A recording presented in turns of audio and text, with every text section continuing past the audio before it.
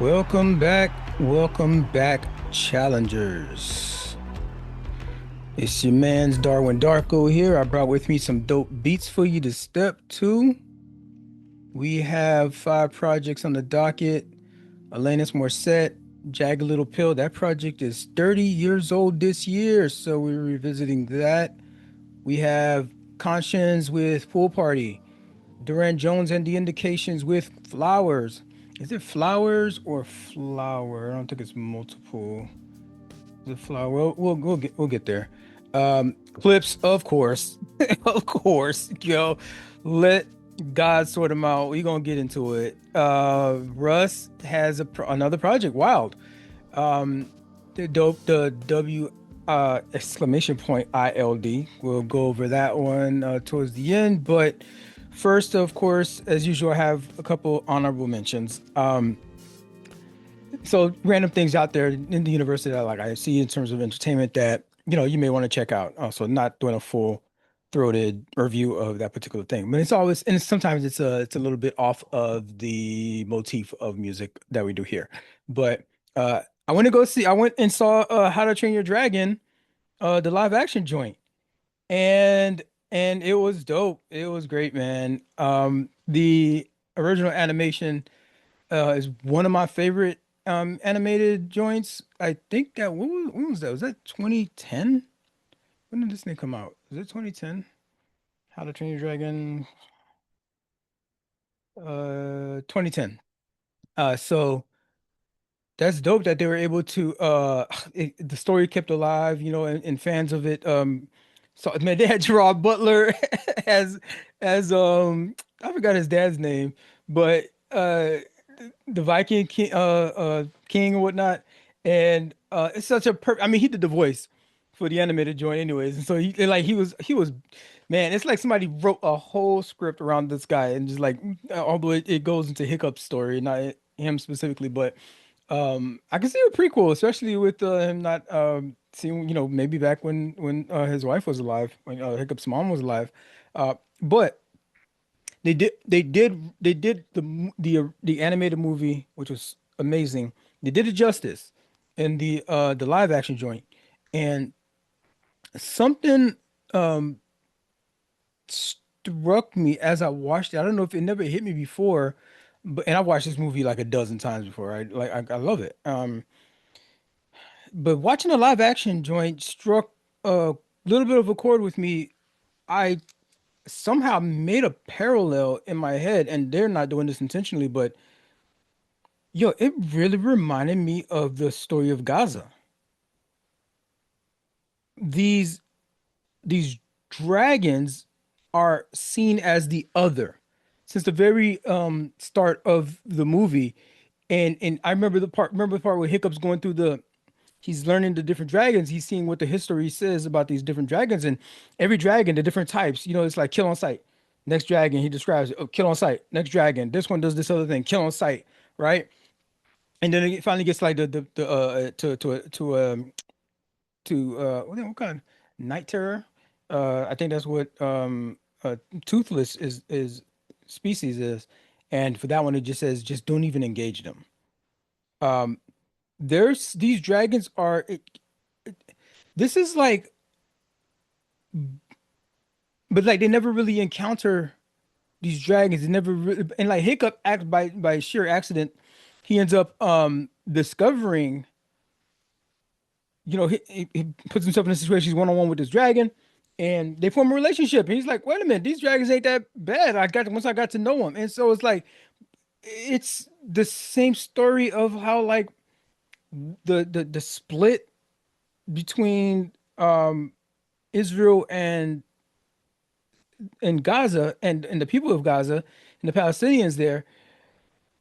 Um, they see each other as the other, right? And particularly where like it's like the Vikings, these Vikings landed on this spot by happen chance, like the history of it, and in the story by happen chance, and this was dragon territory. This is just where, and like it's kind of like the way we encroach on like when we where nature begins and like civilization ends kind of thing, and we just keep creeping further and further, right? This is the story of the of what's happening in the West Bank, actually. Um, This is culturally but it's inappropriate. like This is culturally once inappropriate. he had that realization, he had to change his paradigm. There's these things are entrenched like deeply, right? And they're very historical. So and they're always in, from generation to generation, it's being passed on.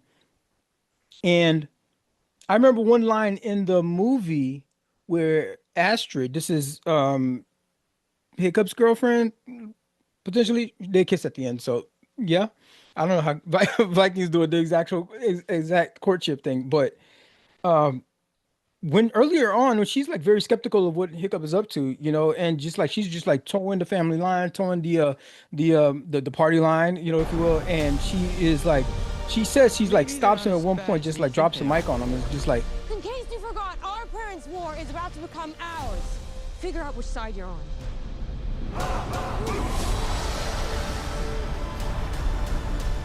They've killed hundreds of us! And we've killed thousands of them! Toothless, no! He's a friend! You all need to see this. go watch the movie if you haven't seen it. Um, I had I had a conversation with somebody. Um, it did not end up being an argument. But it gave me like, somebody gives you some information about themselves and you just like, oh, okay. And you kind of file it away and you tuck it in that repository that you have in your brain there. Um, and I don't exactly remember how the whole conversation went, but it's like I was like, yeah, but like look at all the civilian casualties. Look at all the but like just even if like potentially there's people of fighting age, men or women, whatever, you kill them all, but like the kids, like some of these kids, like the babies, right? And she said in response to that, they're just future terrorists. Straight face. Well, they're just future terrorists, and just kind of like God sort them out. Oh my God. Needless to say, I mean, that and amongst other things, I no longer have a relationship with this person, but like that one stuck with me, and I'm like, oh wow, you're not even like where's your humanity, right? Um, Hiccup ends up he ends up losing a part of his leg. And Toothless is already maimed. She's missing like he's missing like I don't know the term is he. They just called him he. But um Toothless is maimed. Is missing part of it's like I guess that would be the rudder or the back tail. A piece of the tail. So like, they kind of turns out they need each other to fly to move around. Well, there's a whole conversation about ableism and all that stuff happening there too, and like not even seeing it as like an issue. It's like it's promoted by one of the okay, that's a tangent, but it's like it's dope that they even was able to tuck that in there. This movie is so good and so meaningful. You guys should definitely watch it. Favorite animated, one of my favorite, top two or three, and they end up needing each other. It's because like now this combination of this youth that is like bucking the trauma, and this dragon given an opportunity to show up as its true self, and and they get to know each other. They end up trusting each other more. The dragon has to build trust for Hiccup. Hiccup has to build trust um for Toothless. And that even like that arc is even explored, when just learning to fly, right? And just like properly for them not crashing and stuff. Um the civilian casualty thing is that it's this is this is this is Hiccup who is trying to actually make peace. He's trying to have trying to like find a bridge to the future, and he ends up suffering the freaking getting part of his leg missing. So I mean, it also goes to show you that I mean, there's a lot of humanitarians in this thing that have died. A lot of medical personnel, a lot of just like food delivery people that have died just trying to help the situation, like help the helpers. We're not talking about these bombing and all this like um, all of that. Like it's not really like, oh, we're gonna give you the aid, but like we're just like doing it. We're gonna grit and bear it and give you the minimum, malintentioned, and then you like snipe people that are trying to get the aid that you say, hey, come on over and get it. Um, the civilian casualty for people that are trying to find a way and a route towards peace. It's unfortunately it the destination is paved with bodies of helpers, and it sucks, but peace unfortunately doesn't just happen without a cost. The toll of war is borne by civilians, military people, of all stripes, but it is very the stuff that's happening in Gaza though is probably top top two or three Is or culturally inappropriate. top two maybe civilian casualty. I'm talking about like pound for pound. The population percentage of what's of Gaza and the amount of civilians as like even if you give like the broadest definition of what you would call a quote unquote civilian. I know this whole men of fighting age thing sometimes that they wouldn't be, and because of Hamas is a terrorist organization, so there's like just because somebody's that age you don't count them amongst with civilian, but it'd be like even if you like took that off, like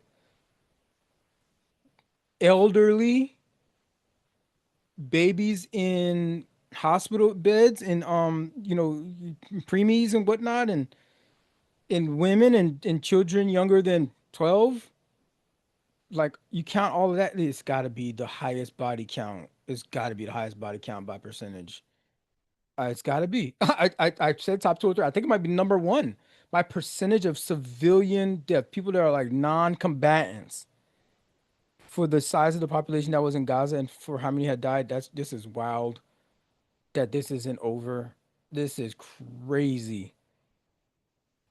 Um, and I don't know. I just saw a little bit of that. I was just watching the movie, and it just it kind of just like it was like there's a route towards peace, but like look at all the trauma that is happening here. The father disowned his son at one point because he wouldn't go fight dragons.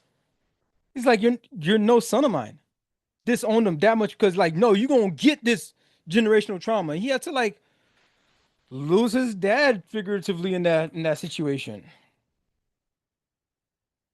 And his dad's blindness took him to go fight the biggest dragon of them all, and they were like, "Oh no, I'm losing I'm losing my humanity here, and I'm not equipped to even fight that battle." He's not even equipped. Doesn't have the words. He's a Viking. He's like knuckle dragging, mouth breather, but there's introspection that happens there, and you can't solve the word. You can't bring peace in the Middle East through a um 2-hour film, an animated one at that. You're not gonna get a bunch of people to like agree that to watch it and like even make that reach that I made about it. So but it's a mirror. Fiction can be a mirror, and maybe somebody smarter than me can like take that nugget that I just dropped there and like dissect it even further and find even more parallels. But and hey, tag me in it, like and subscribe. Let your boy know that you took that work, you did that work. But go watch the live action joint, man. It's good. It does justice if you like the original animated one. The live action one is pretty good too. It's been nearly 30 years. Well, no, it's been 30 years since the release of Jagged Little Pill. 1995. This is Alanis Morissette's project from, damn, when I was in high school. This marks a milestone for the 3 decades of this defining 90s reshaping alternative rock, reshaping the landscape of things. The raw emotion she shows on this thing, it's fierce, it's vulnerable. It's unapologetically honest. It's woman empowering. It is you might remember you I don't know, and I don't even know what her, her singing style is. It's very like there's a lot of like almost like improv that happens into her style of singing. It's wild. Um, you very unique voice. Like I guess I feel so much freaking cookie cutter artist. Like I hear like this Benson Boone guy is like, I'm listening to him like I'm not hearing anything different here. I'm not hearing anything. I mean, you don't have to be revolutionary, but be different, right? How many just random white boy artists with a decent body have we seen over the years? And it's like, but you ain't doing nothing. I mean, at least Michael Bublé had a shtick. You know what I mean? Well, I guess this guy does too. He does backflips. He loves backflips, and according to my age-old theory, everybody loves backflips. So cool, you got that gimmick, right? You got that gimmick. That's cool. But like, what's next? Like, what do you got? Like, is at a certain point you're no longer impressed by the backflips. You if a nigga did two backflips, I'd be like, oh snap, two backflips. If you did like a consecutive freaking like 60 backflips in a row, you know what I mean, boom, nonstop or something like, oh yo, that's impressive, right? But like outside of the consecutive joint, like after like two backflips, like what else you got, dog? And so I think his album is doing okay. I'm not sure. This isn't even about him, but she just Alanis sounds just so different from the moment she opens her mouth. Uh, there's this distinct voice. There's a little bit of it that comes from the throat. It's almost like a little bit of yodeling that happens in some of these things, but a lot of it is like feels almost like a vocal jazz, like it's not even planned, right? But it's nothing near that because it's rock. It's rock music. There's also the iconic song "Ironic." Isn't it ironic? Don't you think? Right? Everybody was hearing that, no matter what else you were like listening to. These things were ubiquitous. I remember back in the day. This this project sold 33 million copies worldwide. It topped charts in many countries. Like it made like Billboard 200. Like making it was the highest it was the first Canadian woman to achieve topping the Billboard 200. It won 5 Grammys, won Album of the Year, six Juno since that same year, 6 Juno Awards. Um the joint became a Broadway play. Not only did it become a Broadway play, they wrote a book off the play. The book the book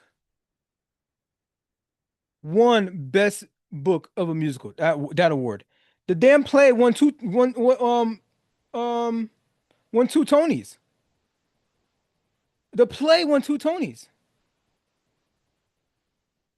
and then it won another Grammy for it won another Grammy. The play won a Grammy for Best Musical Theater Album. This is how iconic Jagged Little Pill was and is. It was re-released in the 10-year anniversary, re-released 20th anniversary. There was a couple acoustic joints they dropped. Um and um and I think they added a track. They added a track on one of those releases. They didn't come out with a 30-year anniversary, but um there's some tributes that's going around the different spaces like to this day because 30 years later and the joint is still a smacker. All these singles came out of this thing. Hands in my pocket, and the other one's throwing a peace sign. You learn, you live, you learn, you live. That joint is dope. Head over feet. I couldn't help it. It's all your fault, right? All I really want, you ought to know. You ought to know, man. You ought to know is the man. She was saying some stuff on this project too. Like, look at listen to this. Like these lyrics. I want you to know that I'm happy for you. I wish nothing but the best for you both. An older version of me, is she perverted like me? Would she go down on you in a theater? Does she speak eloquently? And would she have your baby? I'm sure she'd make a really excellent mother. Make a really excellent mother. Because the love that you gave, that we made, wasn't able to make it enough for you to be open wide. No. And every time you speak her name, does she know how you told me you'd hold you'd hold me until you died? Till you died. But you're still alive. Right? That part is so funny. She's like, I love that part because it's like, wait a minute, until you died. Till you died. Remember you said until you died? But wait, you're still alive. And she's like, I'm here to remind you of the mess that you left when you went away. Like, left this woman in shambles. This is a song of somebody who is not is not over it yet. Mommy is not just like I am. And you got a new boo and everything. And, and you thriving, right? And so I was like, damn, I know healing it's not a straight line. You know what I mean? It takes a circuitous path for us all. But the length of that journey is longer for something others. But this lady is not over it. She's like, it's not fair to deny me of the cross I bear that you gave to me. You ought to know. And so she's like has to interject in this person's life and it's like, okay, I'm at least had to tap you on the shoulder to just let you know that I'm still a wreck. I'm still a mess over here. Um, to maybe take away a little bit of that shine on that new relationship, just a little bit of that shine, right? Like, and just put some little dirt on This your is shoulder for that culturally joint. And inappropriate. This is that is culturally that is inappropriate. aggressive. That is aggressive to take ownership of something like that in 1990, right? Uh, these ironic, man. The lyrics on this joint, isn't it ironic? Don't you think? And this song is probably the most tragic.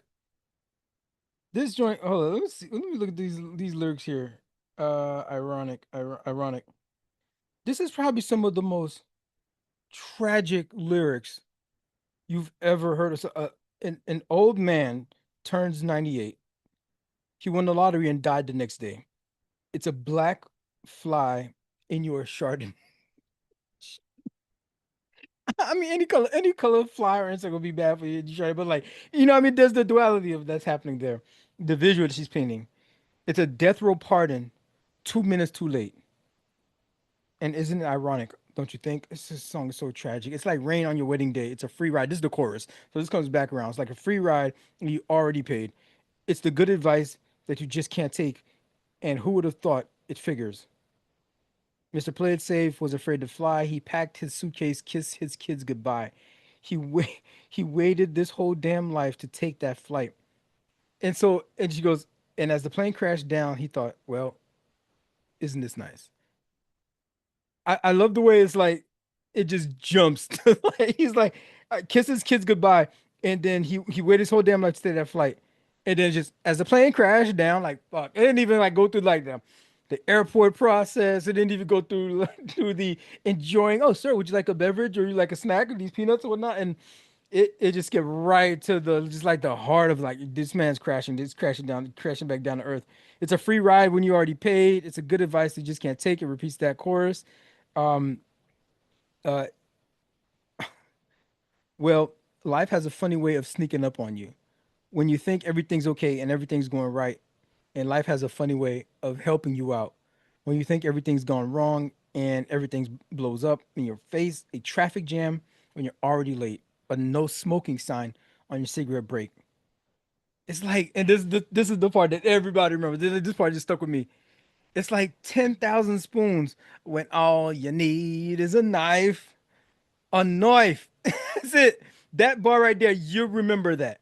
You remember that. You remember singing that. Well, it's time to revisit the project because it was ahead of its time. It was giving rage. It was giving softness in equal measure. It reminds me of that the one track something about being was it like head over feet. I couldn't help it. It's all your fault, right? Um, it is it is the giant. Jagged Little Pill is Alanis Morissette's like um greatest contribution in the alternative rock space, and it's kind of like the blueprint that like Olivia Rodrigo um that's the shoulder in that she's Olivia Rodrigo is standing on. That's the shoulder Avril Lavigne, Pink. Um, that's the shoulder that they're saying. Willow, Willow. I covered Willow's album. That's this is this origin of being recklessly free in a rock space for women. Paramore, right? We even have a female lead now for Linkin Park. You know, trying to trailblaze that sound that they built over there with the like a rabid fandom that like is not making it easy for her to get in. Um, so shout outs to her, man. It shocked the mainstream when it popped off back then. Um, and it changed things. I'm hoping that there is a new generation that the new generation that's coming up right now know about this project and can appreciate that they have um, what they have today based off of what this was. Uh, she was so free on this thing. She was there was no auto tune, none of the traditional like pretty sounds. Like she was off at some points. Like it sounded scrappy. Her voice raspy, maybe cracked even. Um, and it all of it was intentional. It was like a jazz. All of it was just like I am just like belting this thing out, just like it's my I don't know how much of it was personal, but it's like setting my journal on fire and putting a microphone in front of it. And it was urgent. It still feels like that. I listening to it lately, realized, oh snap, you know, this project is 30 years and I've been listening to it lately. Um in 30 years and for it to come back around in the zeitgeist, that's what makes it a classic.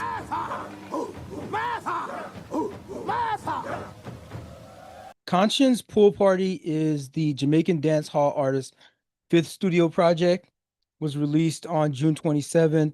About 15 tracks on this joint. It's about 43 minutes, blending dance hall. You got your Afrobeat, hip hop, even soca influences on there. I think one of the tracks actually, I'm labeling it as my piano, but we'll see. I don't know. You know, it's a different vibe. It's an Afrobeat kind of joint. There's a lot of this Afro Caribbean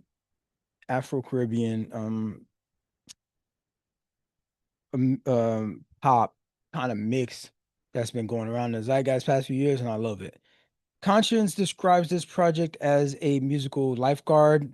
It's interesting to see the album art on this joint, and so this project's called Pool Party, right? And so you look at the album art, and so Konshens is like, okay, yeah, I want this to be like a project about listeners giving listeners a break, something stress free, conflict free, you know, what I mean, something away from politics, and then like, and so he called it a pool party. So you look at the album art, and it's a pool party, but like everything's on fire, right? You see in the background, it's like an apocalypse is happening, something like that in the background. Even the even the there's a flamingo in the pool, and that joint's on fire too. And he's a lifeguard, right? But like there's still twerking going on in the background. People got their feet in the pool. It's like it's a disaster, right? So that's his things like lifeguard at a pool party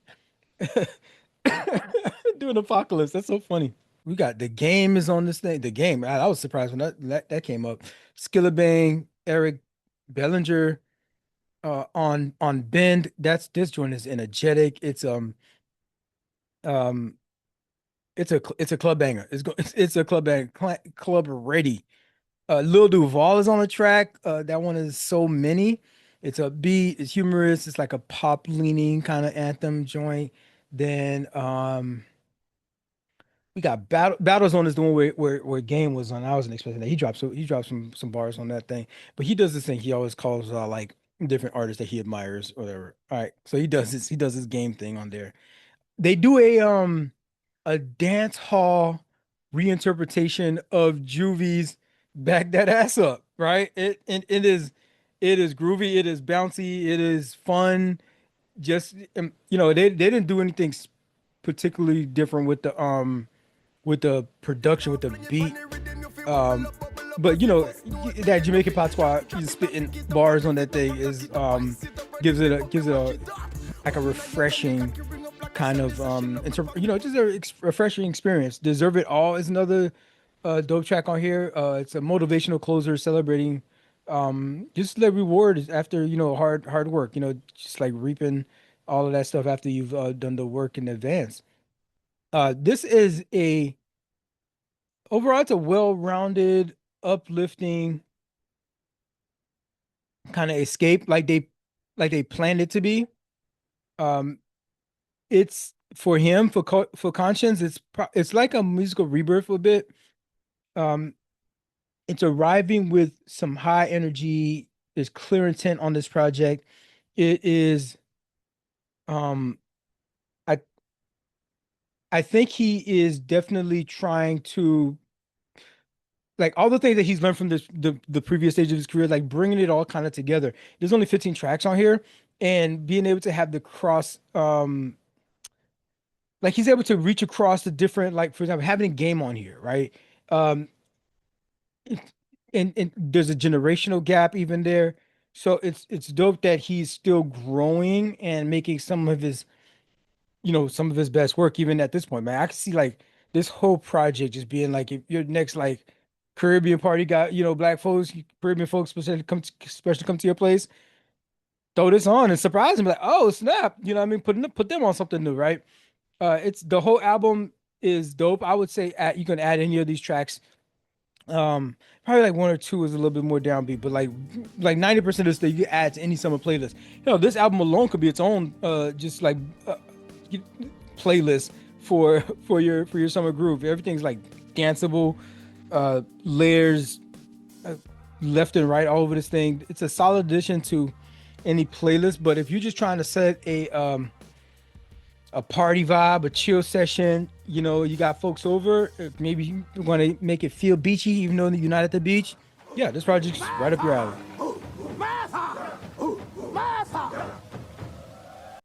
So here's the scoop on Flowers. This is the latest album by Durand Jones and The Indications. It's a return to classic, mature soul with lush strings. You got horns all over this joint, heavy on the bass, and generally laid back grooves. It is the epitome of grown and sexy music. Think mid-tempo, heartfelt lyrics, romantic moods, maybe a little disco recall up in there. But it's always rooted in vintage soul. It was dropped on, when was this thing dropped? June 27th. Yep, June 27th. It's about 40 minutes. We got 11 tracks on this thing. This was self-produced um in the looks like the It was self-produced and primarily recorded at Guitar Blake Rain's Chicago studio. The album is very well produced. It's not overly ornate. It's not it highlights vocals very well. It even like the groove is so smooth you can lose the details of the instrumentation because it's just that smooth because but the vocals are just so like they're haunting, they're reflective, they're airy, they're breathy. It's almost like therapeutic, right? That's happening. Um but it's plush. It's just a delightful listen. The ballads are just like a pleasure to listen to and just like it gives you it gives kind of like hope in the world. Like does it still like hope for music, like real freaking singing, real ballad type of thing. This track, Flower Moon, it's this one of these mid-tempo joints. It really highlights Aaron Fraser's falsettos. The lyrics, go into the motif of the whole flowers thing. It smells so sweet when love is in bloom. And it's a lot of growth and a lot of bloom that's happening in the album, but there's a lot of like, some um regretful memories also, right? So really want to be with you. This one is a bop. It takes like this that disco influence I talked about earlier, but more into a little bit more of a deeper, personal space. It's channeling nostalgia. It is um it's like a mature reflection that runs throughout the album, and like this is like the anchor stone of that whole thing. And shout out for um saxophone solos. Saxophone solos. There's like we back with the saxophone. That's what you're gonna get from soul. You're not gonna. There's not a lot of spaces that's gonna leave that open. I mean, I think R&B used to do a little bit of that here and there. You might have had some collabs, but like a saxophone solo. When's the last time you heard that? Like on a new project. Not that you listen to some old school stuff, but like on a new project, having a saxophone solo. So, sh shout out to that experience. That was dope. That they added that little flair into the mix. But the track that I can't stop playing that just like Rust and Steel. Man, Rust and Steel. It's the ninth track on the joint. So again, how many like yeah, so 11 tracks. I had to wait. I had to wait. What catches me sometimes with some albums I listen to is that they'll put a track like this, number three or four on the project. And I be getting stuck. I'm one of those people that I will put that bit on repeat and I will listen to that joint for hours on repeat. And there's albums that took me so long. Like there's like 30-minute, 40-minute albums that took me probably like 4 or 5 hours to listen to because I'm stuck on one song. And they got me with this joint, but they they must have met my copy before because they put that joint nine, so 9 out of 11. If they got me with this joint on track two or three or something like that, like I probably would still be listening to that joint and never get to the rest of the freaking project. That happens. I get so stuck on a song sometimes I just like, man, everything about this song is amazing. And it's like lightning in the bottle kind of thing. Like if you're really, I'm no musician, but I'm a fan, right? And I love music. And some of these details that I see, you know, with the choreographed dance and the planning and the logistics and to get everything together to make a particular sound and then a song from top to bottom. This joint is um how long is this joint? 4 minutes and 57 seconds. Man, I listened to freaking oh my God. I don't want to like I love Slick Rick, but I listened to that project and the joint was undercooked. It was This is undercooked, culturally bruh. Like I inappropriate. was This is so looking culturally forward to that joint. inappropriate. They had a decent rollout too with it. Um, and like there was he had one verse on every song, just one verse. There there might have been a chorus.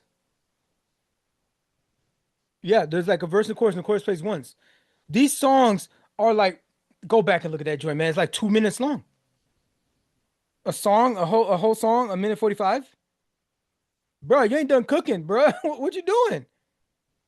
And like maybe you do that for an interlude or something like that. But nah, man, they over here they letting this joint flesh out. We got a 5 minute joint.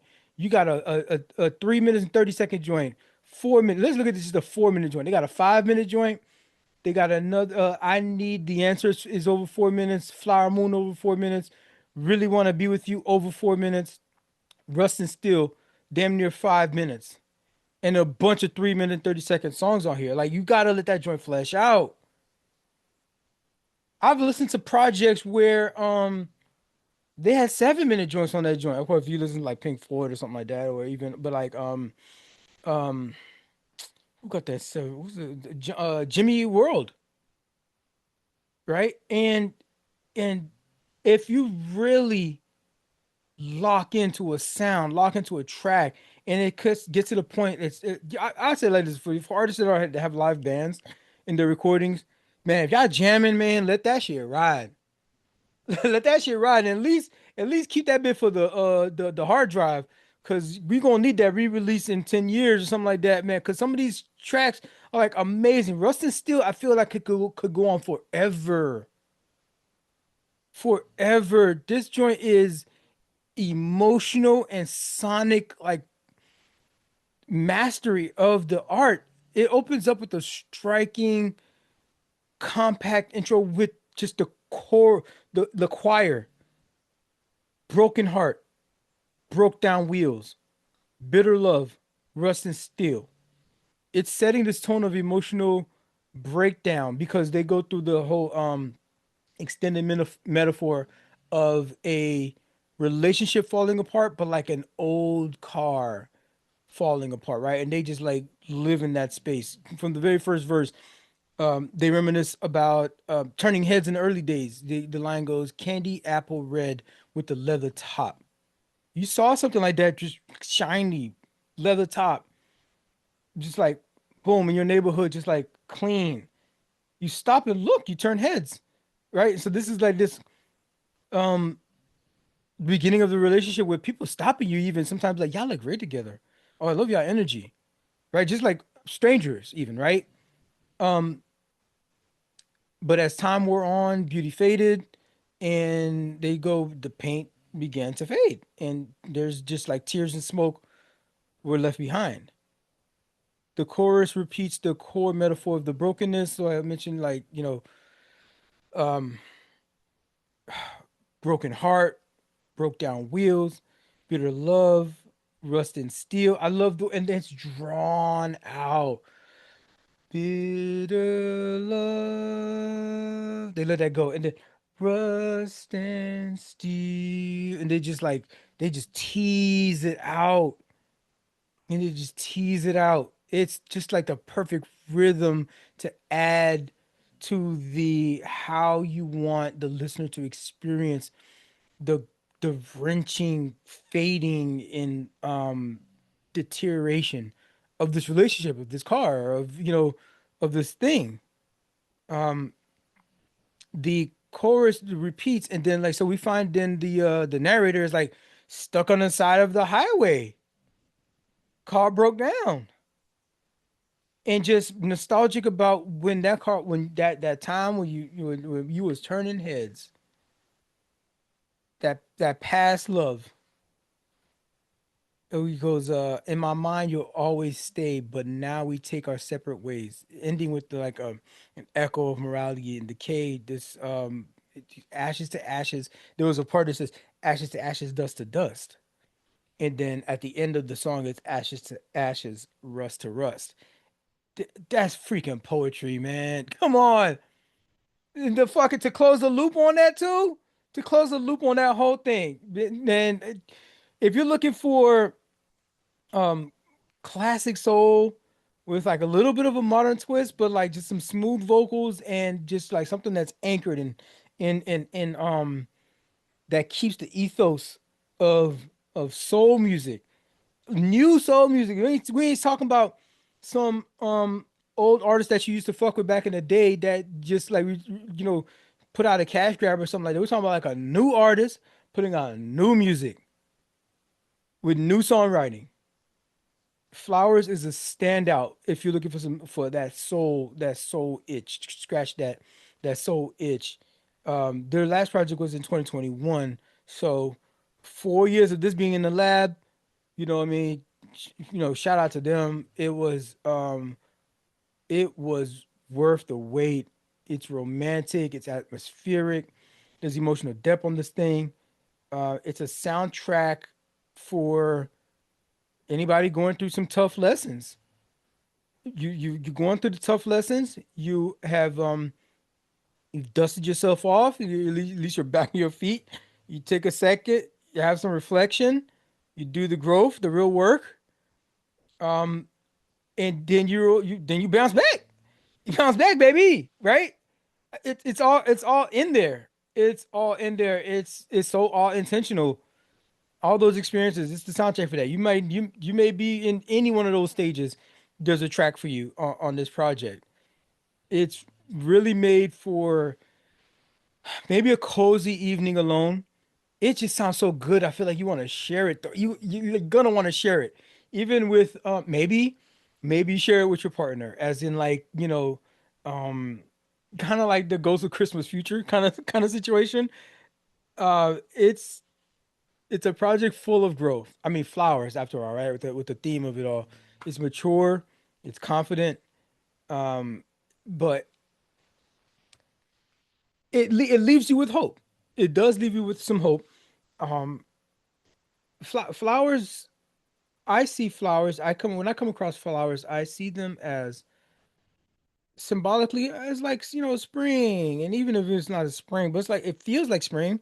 It feels like new. It feels like growth, especially like when you run into a flower. Okay, so man, I still geek out when I have like a new flower in my garden, like that was not expecting. When something blooms, I stop. I take a picture, right, and I post it and stuff. And so it's like flowers. Flowers present an opportunity. I I'm trying to get pollinators in my yard because I'm trying to grow pumpkins for Halloween, and the flowers bring the pollinators, and they look great, and they look amazing, and they look unique, and it's an opportunity to like stop and check in and appreciate these like little things. I play this game called Grounded, and it is it's like Honey I Shrunk the Kids, and so you go through that universe kind of if you imagine, and you're in the backyard, and it has me reflective because like see like getting down low, getting down in the dirt. I mean, I'd be gardening, so like I'd be down there. Just the little universe that's down there. There's bugs. It's teeming with life. The flowers. You notice the different shapes and like what's the difference between this petal and that petal in a unique in the same branch. And it's like, what's going on? What do I need to do to like make this one thrive? But it's all an opportunity for the pollinators, and an opportunity for me to just like stop and smell the roses.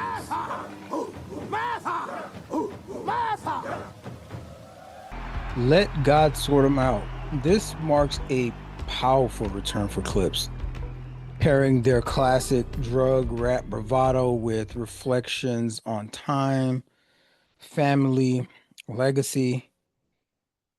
This is Coke rap with This is a culturally board of inappropriate. directors. This is culturally Coke rap with inappropriate. a This is 401k. culture, Coke rap culture, drinking this is wine, culture. right? Wine drinking Coke rap. This is the fourth studio album by the brothers. This is what 16 years since To the Casket drops, which was 2009. Damn, 2009. All the time. The entire thing is produced by Pharrell. It's not Chad is no longer, they're no longer with Chad, but it still has this distinctive like Neptune's energy. It's complicated, but it's satisfying. The blending of the past and the present, the sound that they create. I mean, Pharrell is in his bag on this whole project, and it was a time where we wondered, could he still tap into that part for hip hop? He's given us so much different energy and so much different production and all unique stuff, but like someone's kind of questioning his hip hop bona fides, and he's got all these other endeavors that he's doing, but like, bro, he got it. That dude got it. Pharrell's like, I don't know if anybody's ever questioned his you might question the direction that he goes, but like, I don't think any sane person questions his space in terms of being a hip hop producer in like the historical context, right? Pharrell's name's got to be up there amongst the in terms of like what he means to hip hop, like that hip hop space, regardless of all the other stuff he does, like, but to hip hop, he's in that other echelon of like the Dre of a Timbaland, of a Dilla, Timbo. Like, if we really go back and look at his catalog, like in terms of hip hop, Pharrell has contributed as much, if not more, than like, and still doing it, still capable and able to do it. To put a project together like this, to even make the decision to start the album off with "Birds Don't Sing." This is this reflective, tragic story. I mean, Malice, Push is talking about the last conversation he had with his mother before she died, and then Malice comes in and he takes the conversation with his dad before he died. He's like, "Damn, I had a dad." Right? Like he takes a moment to pause in that, and like, I feel both of those spaces. My mother died and my father died, and shout out to y'all who still got parents, man. To open up the project like this is like, it just lets you know that they were from the jump. We on something different. We on, I just reviewed Memphis Bleak Joint. We are at the point where older rappers are finding words. They're finding the words to express their current status in life, their current stage in life. Jim Jones could never. Jim Jones could never. This was the conversation we've been having for a while. Influence versus hip hop. And how can we age hip hop gracefully? That is what this project is all about. That opening track to start off like that, there's this like powerful gospel tinged layer that goes throughout that whole thing. You had to kind of sit up from that joint. There's no fillers on this thing, and it's curated. That's what a nigga been asking about. That's what I've been asking for. I'll also say this, by the way. Malice is the standout MVP on this whole project. He goes crazy on every song. At first, it sounds like the typical Clipse, double talk, double entendres, the metaphors. But, bruh, this one track, freaking on Ace trumpets, he goes, what did he say? I've never leave, but he goes, never leaving home without my peace, like I'm Mahatma. Wait. Bruh. That's a bar. Like, never leaving home without my peace. Like, and for it to come from Malice, like, there is a version, there is a timeline, right? If you're in the variant world, right? There's a timeline where that word is spelled differently. Never leave home without my peace like Muhammad. I think he's choosing peace. So he has peace at home and he's going out into the world and he is bringing peace with him out into the world. He's made peace within himself. So he's a peaceful soul. And you need that because it is tragic out there outside of that. Like, I feel like for myself, like I feel like my home is an oasis away from all the crap that's going on outside. From just traffic alone, just people sitting in traffic and like real drivers, to the encounters that you meet on the metro, to the date you might have gone on, to the random, you know, you had to go shopping for something and like it's a headache.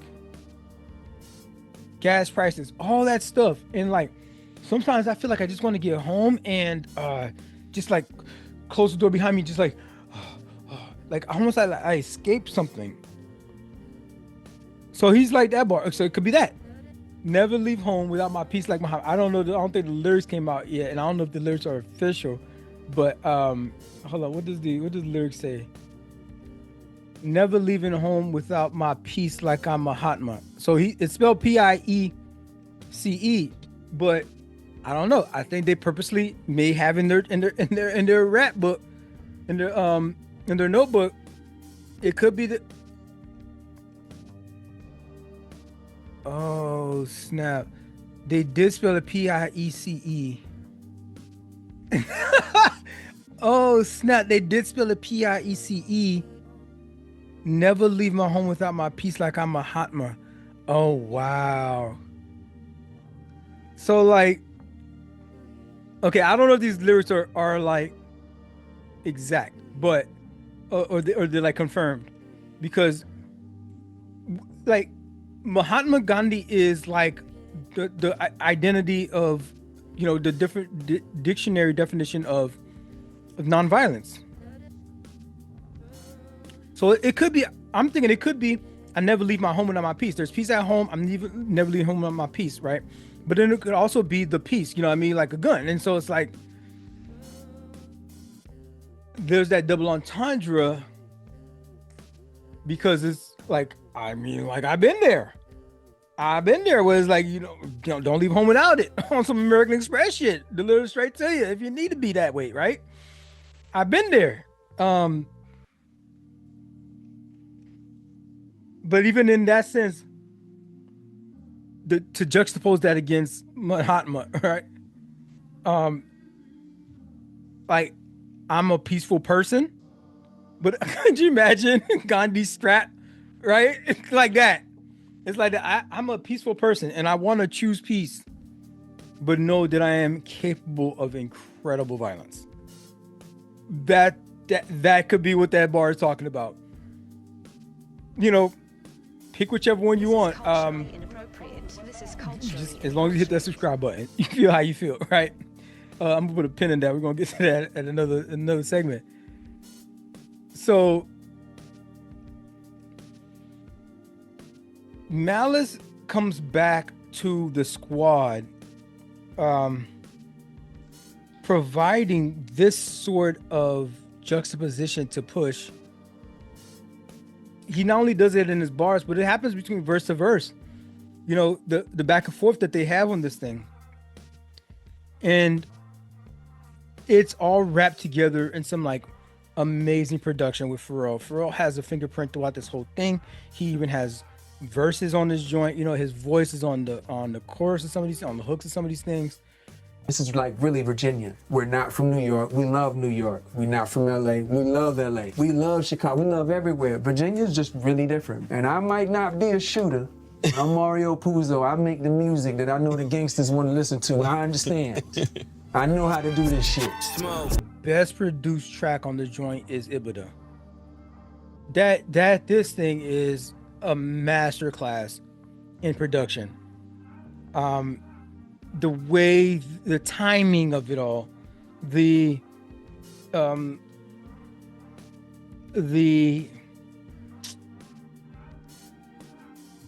independent moments with each of these artists interject, the interjections, the ad libs, the pauses and the timing and the rhythm of it all.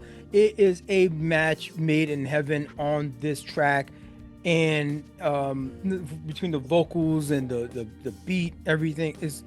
This is one of the greatest producing jobs that I've encountered in Pharrell's work, and for anybody. So study this one. There's a bar here though. So on top of that, the bars is dope. There's a bar here. I don't know. I think it might be, no, this is Pharrell saying this verse. I don't know if he wrote this verse, but yo, they say this joint go, just to get from A to B and ain't drive it to C. So a car, A to B, right? I ain't even go see it. The police, the Eiffel Army won't turn the parades off. God bless Takeoff. Shout out Takeoff. He goes, I said I want a Rolls Royce with the drapes off. And it ain't electric, so it's way off. And then push comes in, send it back. Like there's an echo, a bit of a voice. It's like, send it back, just to kind of punctuate what Pharrell was talking about in his verse. Send it back, sending for the Gordo Pies, picked up the Turo and drive straight up the 405. And he just goes into his verse and just runs with it. Baton passed, gone. Just the give and go of it all. That handoff. It's an ad lib, but like the preposition that Pharrell's like, yo, I mean, I did order it with no curtains, with no drapes, right? And I wanted the electric version. Like to know like a Rolls, like imagine. Could you remember back when you had to buy the car that was there in front of you? That's the one you had to get. It's a different space when it's like, I want the one with the gray interior. Not that one has the white interior. I want, like, you customize that joint. That's a different, and it's like, you don't have to be a Rolls Royce for that, but like it's a different level. Like I remember like you getting what, being in that space where it's like, hey, this is what we got on the lot, this is what you getting. It's gonna cost an extra $1,000 if you want to customize that, another $2,000 for this one if you want to customize. You're like, nah, I get that bitch. Stop. When you get to that place, and I am manifesting that for you, get to that place where you like, I want the heated steering wheel. I want the joint where it's hybrid. Like, oh, where is it at? It's in, you have to ship it in from where? Okay. That's the one I want. And I want it in green. Forest green. Right? Oh, and those rims, yeah, I don't like those. I'm not getting no aftermarket joint. I'm getting from y'all the clean joints. Right? That y'all, the clean joints. And I want a roof rack on my shit. Right? And you come back and like, oh, okay. Oh, y'all customized you, and you got the bread to do that. And like, yo, where's my roof rack? Send it back. Send it back. That is a new space for a lot of us. That's a new space for a lot of us. And and they just like, they doing that for a rose. Of course, I mean, like, with how much money you paying for that thing? It's like, just send it back. They be having, bruh, the way they be telling niggas that they broke. So that's my favorite produced track. I think that's the best produced track. My favorite track, like, that has just got me in a headlock, is POV. POV, bro. The joint with Tyler, the Creator. That beat goes in, and something about it feels urgent. Something about it feels like oh, we about to go. This is a train in motion. I love the way, like, it's like a perfect double dutch. You remember double dutch with the two rows? I feel like it's the perfect double dutch rhythm. And they just jump in and out of that joint, back and forth. Before, like, no chorus. They just like, boom, my turn. I'm just hopping on mic, and they just like, almost like the Red Bull Cypher kind of joint. It's like a cypher session that they're doing in this thing, double dutching. This track is a microcosm of what this project, Let God Sort 'Em Out, does best. It's got the sharp drug rap legacy joint on there. It's introspective, the maturity, it's bold, the sonic sound is different. There's like almost like a little video game sort of like electro current that happens that Pharrell put up in that thing. It's cerebral, it's stylish. The whole thing is confrontational. Something about it just makes it feel like it's a gym track for sure. It's a gym track for sure. Like, I mean, I get hyped just listening to that joint. It's countlessly, it's undeniably replay worthy.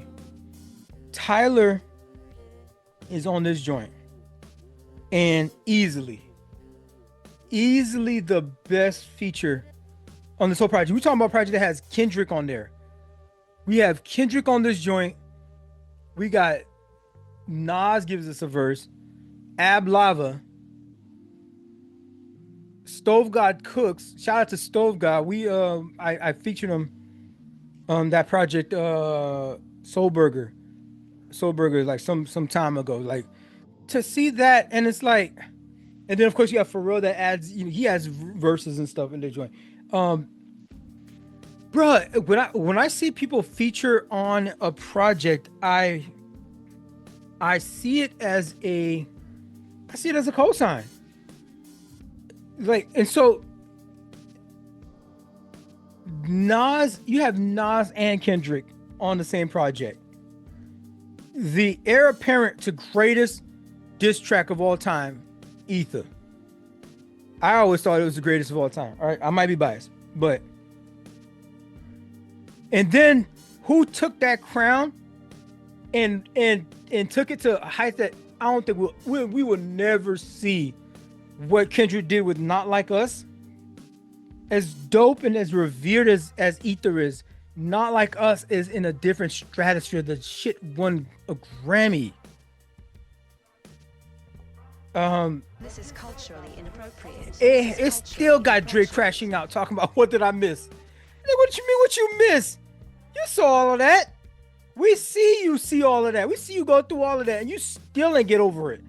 This reminds me of the Alanis Morissette joint here, right? The cross that Drake has had to bear, that Kendrick gave to him. He's going to have to make one of these tracks, one of these Alanis Morissette. But like, Alanis Morissette is way too introspective. Drake can't give us anything authentic.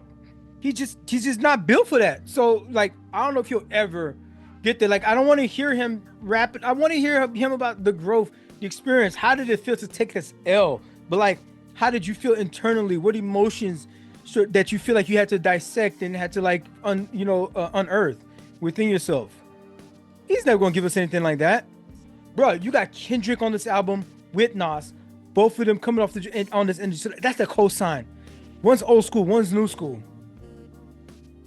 Ad Lava. That's for the old heads. That's for the old school Clip fans, right? Boom, drew that in.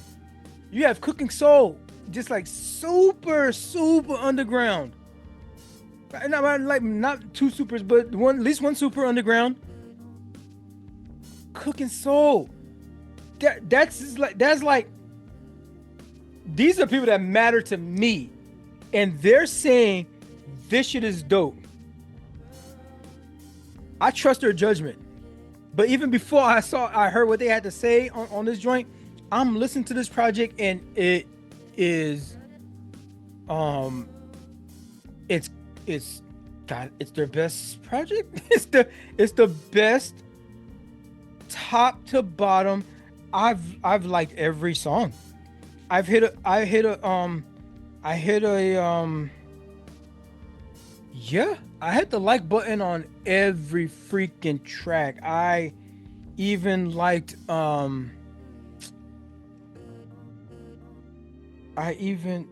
there was this one track. I think it might have been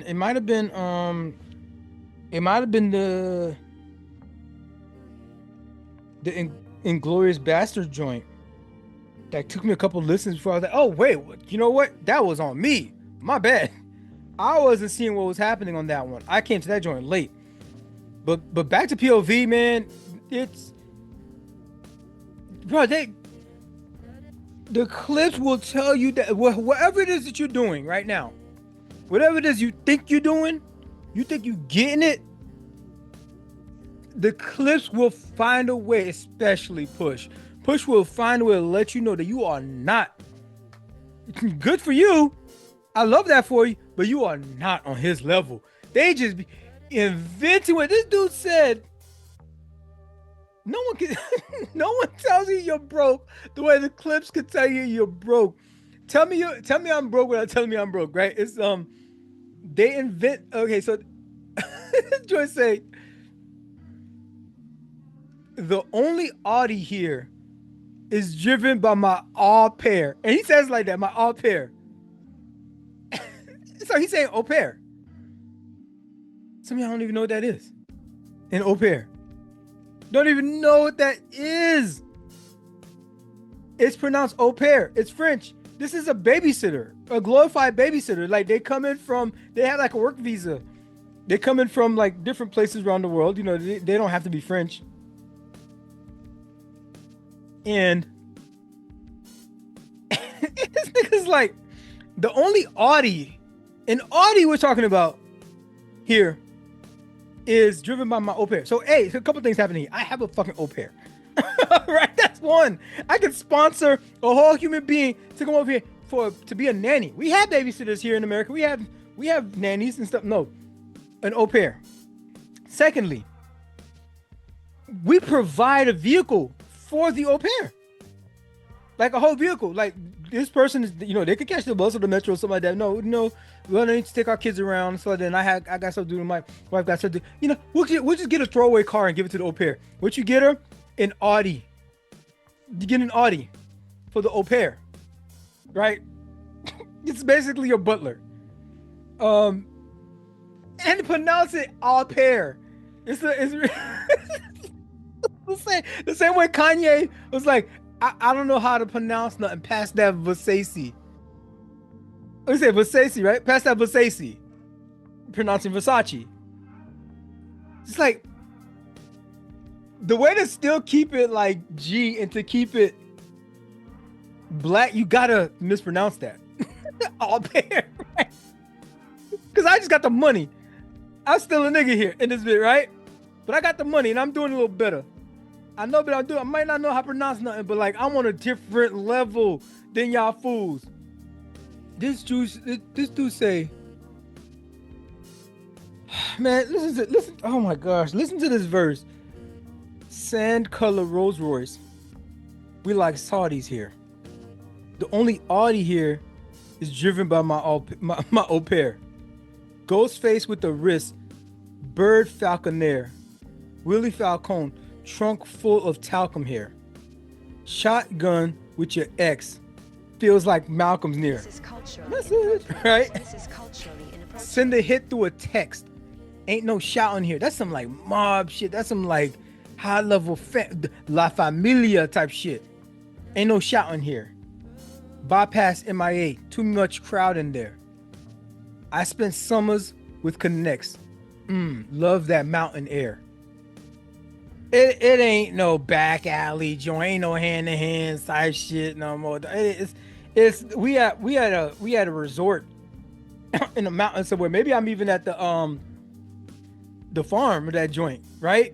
And you up in the mountains, you got your private security, you know what I mean? Y'all like doing like some major deals. But even then, it's like legit deals happening at the top of a ski resort. Different kind of mountains, right? Different kind of mountains. But like, I'm up here now. He has a bar that said like, if the air ain't thin where you at, you ain't. You're not high enough. You're not elevated. You're not enough elevation. If the air ain't thin, you not on my level, bro. This joint is like visceral. Like together, they are both immaculate on this thing. They match well together as usual. The dichotomy of how Malice is coming to it now is very pronounced on this thing, and you would like never know, because Malice does the thing where he'll get into the reflective thing and he'll spit the bar as in like, but if you're not paying attention, you're gonna miss it. That he's like transitioning into that, but being more like, here's what I went through, and I'm just gonna describe what I went through. So, hopefully you don't have to hope today. You ain't gotta do that, right? Kind of thing. And to kind of like give shout out to Bonafides, like, no, like, here's the details of the shit. I could tell you the details of the joy. He said pack so with a fetty so strong, you gotta bag it with one eye closed, like some loud.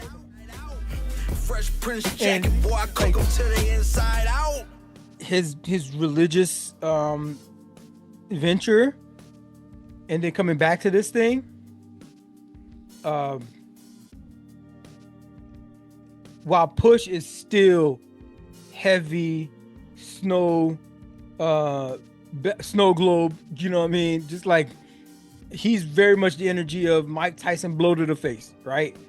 And it's okay for them to live together in this space because they form like a yin yang, just like the new yin yang twins, the true yin yang twins off of this thing. Like, if you listen and dig into what Push is talking about, even he's still showing like an elevated psyche, a status, growth within himself, and like more confidence within himself. Like, bruh, the way Push loves himself, this dude maintains a cold-hearted hustler persona. He is unapologetic, he's precise, he is versatile, but he's poignant. The way that Push loves him some Push, he loves himself, and the way he dismisses everybody else, just like cast aside, almost like ants in his universe. I wish that kind of self-love for all of y'all out there.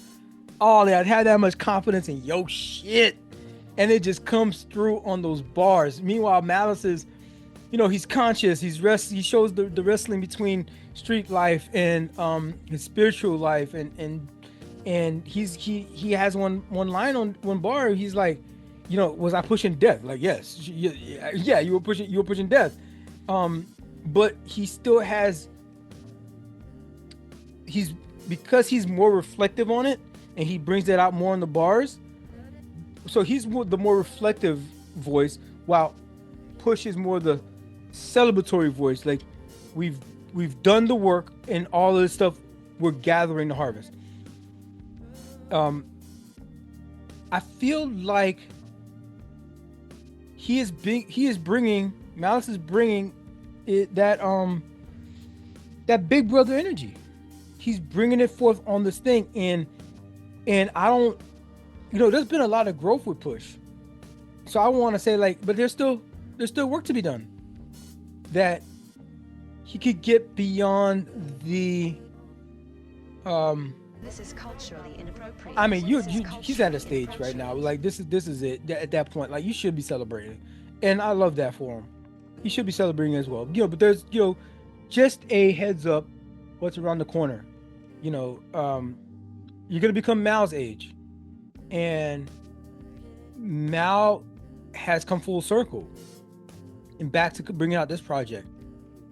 He's learned a lot, and he has that wisdom to pass on, not only to just the listeners, but I think specifically he's like, I used to do this project with my little brother, And there's a lot of sharing and there's a lot of um wisdom that I felt like I was able to pass down um in those episodes. People watch, people might have hit the like button, all that kind of stuff, but like in the moment, like we were present. There's those times where it just becomes present. Forget the even cameras on. I'm just having a conversation, and I feel like that comes through on this project. That there's some times where it's like, um, I think this is between them.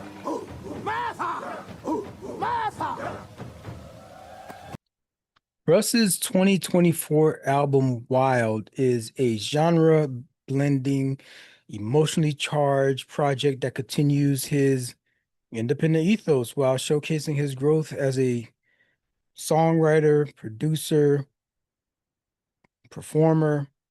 It's another strong chapter in Russ's catalog, balancing that independent swagger he's known for with a little bit deeper emotional core. In 2020, Russ became fully independent and he completed his deal with Columbia Records. So this right here is gonna be his I guess it marks his sixth studio album. And yeah, just released over his own label there, Demon. The album blends traditional hip hop, got some R&B in there, some alternative sounds. There's some acoustic influences. Of course, he self-produced most of these tracks as usual, maintaining his signature like do-it-yourself sound. But he is expanding on some of the sonic palette that you experience on this project. There's a richer a richer arrangement and the vocals, the layering. He's showing some evolution in his whole producing chops. So he's shout out to him for that. The project goes through a couple different themes, self-awareness and growth. You're thinking like tracks like trying and moving. These tracks wrestle with personal evolution, balancing ego and accountability, solitude and connection. He even goes into on tracks like Worried and Tell Me Who. In this one, you find an artist that is caught between who he is and who others need him to be. He is feeling, yeah, sometimes where he's talking about like feels like he can't show up for people, like knowing boundaries, right? Knowing your own boundaries and stuff. He covers love, even love and loss in this thing. There's that track, Crazy. Um, that one's weird because it kind of like threads between supporting a partner that you kind of like, but you kind of know you're misaligned with. So it's talking about how you like showing up for somebody who like doesn't reciprocate that thing. I that for me that is that's the biggest red flag for me is that it's unrequited affection, love, attention, whatever you want to call it.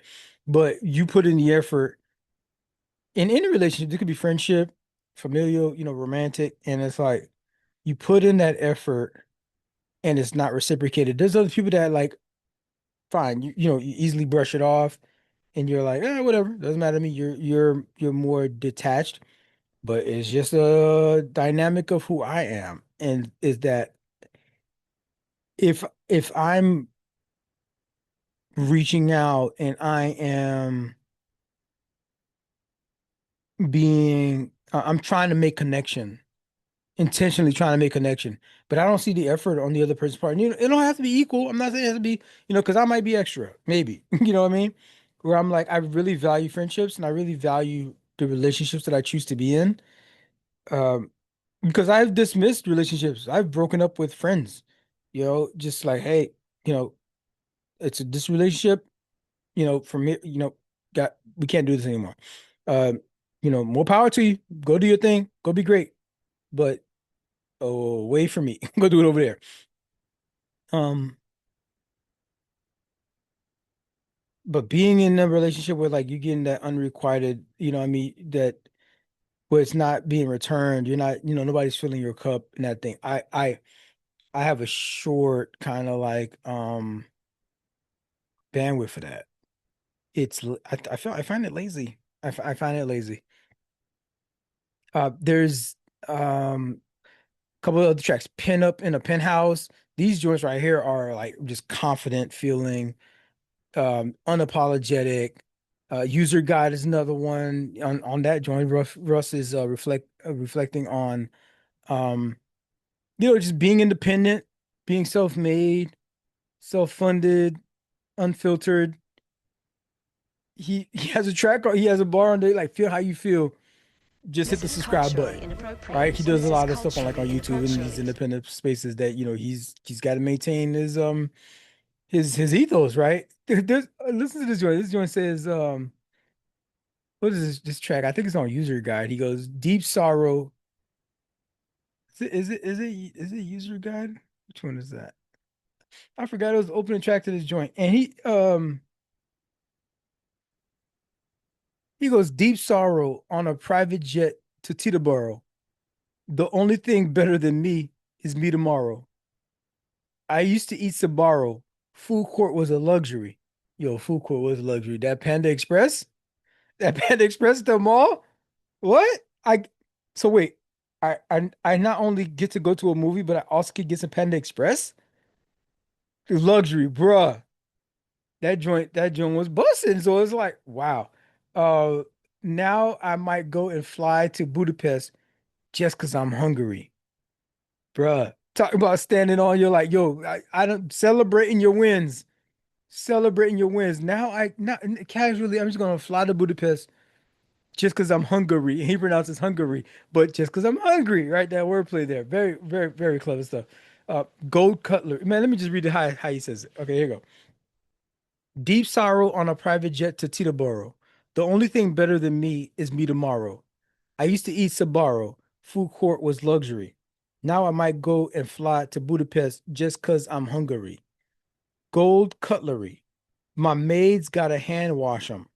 Used to send emails like, hey, I'm the future, like Sam Altman. Now flights feel like an Uber ride. How'd I beat the game without looking at the user guide? Now flights feel like an Uber ride. There's a bar because Sam Altman was one of these early investors in Uber. He put like 100K or something like that in Uber, thinking like, yo, this is gonna be the future. Like, yo, I'm the future. This is gonna be the future of like of quote unquote car ownership. It's like it's an alternative to people who don't want to own a car, right? So you don't want to own a car, but like every once in a while you need a car. So why pay like the monthly payment of like $700 a month when you only need like, bruh, I like that car sits in that parking lot so long, whether you're at home and how long you're just sitting outside in that parking lot, or if you're at work. So you think about like you go to the grocery store, that's a 5 minute drive. You go to work, maybe that's an hour and a half, maybe 2 hours. Yeah, you do that every day. But among the hours that you're not using that vehicle and it's in there like, and you gotta pay that 600, $800 a month. Imagine you're those people, one of those people that don't really go nowhere. Let's say you work from home and that car just, you don't gotta commute. So that car probably gets used a couple hours a week, but you still paying that 600, 700, $500 a month. The amount of times that you might use an Uber to do those same activities, it may end up costing you 130 bucks, 150, maybe 200. You splurging at the end of that month. Like ain't no car payment you ain't getting a car payment $200 a month these days, bro. Not for something nice. Not for something nice. You know what I mean? I don't come with like some maintenance, right? That's gonna freaking jack up the price for you anyways, because you got to take that bitch to the shop all the time. And so Sam Altman was like, "Yo, this is the future of the thing," and like, and so this is what Russ is just he's in his bag on this. He's like, "I used to write emails like, yo, I'm the future.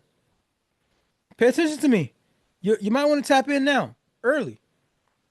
And he just took that shit and ran with it, bro. And he explains the album title "Wild" being the representation of something that is still evolving, that has grown, that is ready to journey and explore the great outdoors. What's like open up the aperture of what it's possible. Like I've done all this stuff and I have built this. I'm a sturdy foundation. Where else can I take my life? Where else can I take my career? What is my next project? What's the next challenge out there to conquer? Because he's clearly conquered rap, especially being independent, and he does shows and there's like they're sold out, they're packed, and he's doing this all himself, his own production company. I mean, Kendrick is venturing off in that with PG Lane now. Shout out to him and hope and they're mad creative over there, and they are real urgent and locked in on this hip hop stuff, and they want to be in terms of authentic hip hop. So I know they're gonna be fine. And Russ has been doing this for a long time, and he is still putting out bangers like this project. Even like look at the artwork for this thing. I saw him on an interview, and he has like merch and everything like that, and like it could even be a fashion line if you wanted to, like just selling the hoodies or something like that. It's got this horse on there. It's a very like crude drawing of a horse. I think it's a horse, like a wild horse, and it's simple. There's a white background. That white background, I see like when I'm thinking about art, and there's a white background in art. Um, it is a sort of thing that the artist is allowing the unknown. That's kind of the way of saying like the unknown. So it's a creative, it's something, there's nothing drawn there yet. You could draw something there. You could create something there. This horse could end up with wings and he's flying and there's clouds in that white space if you wanted to. Or it could be this horse just lost in the woods and there's like it's raining and in hail and he's trying to find shelter. You could turn that white background into whatever. You could turn it into um an oasis, but he's like looking back, kind of like in the Bible, with like was it Saul's wife? Saul's wife, Saul, his wife turned to Saul. Whose wife was that? Um, Let me know in the comments. I forgot whose wife that was, but the wife turned into a pillar of salt because she's looking back, and so it could be a warning, like don't look back. But like that canvas is blank, and it could be whatever you want. That's very meaningful. And it just says wild, and the I in wild is an exclamation point. It's interesting that it's an exclamation point because it's like the album itself is not very hype. But it could be like I'm excited about what is, you know, once I stop looking back and this is my album, I'm looking back.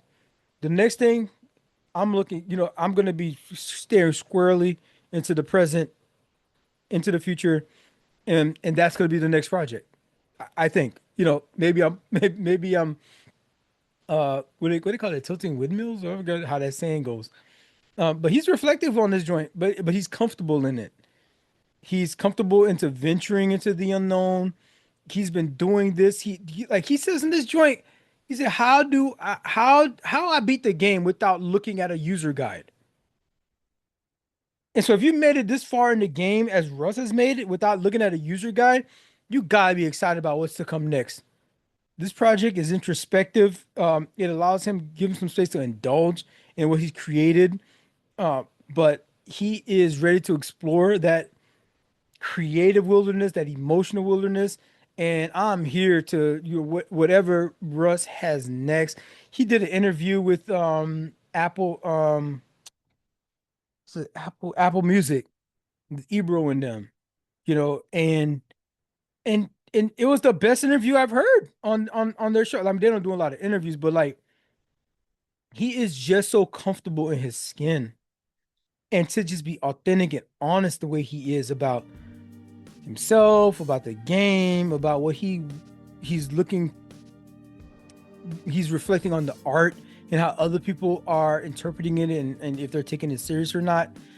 Like, he's human, and it comes through in his music. This project Wild is a must listen, and if you haven't listened to Russ before and this is your first, like, welcome. This is a good one to jump in.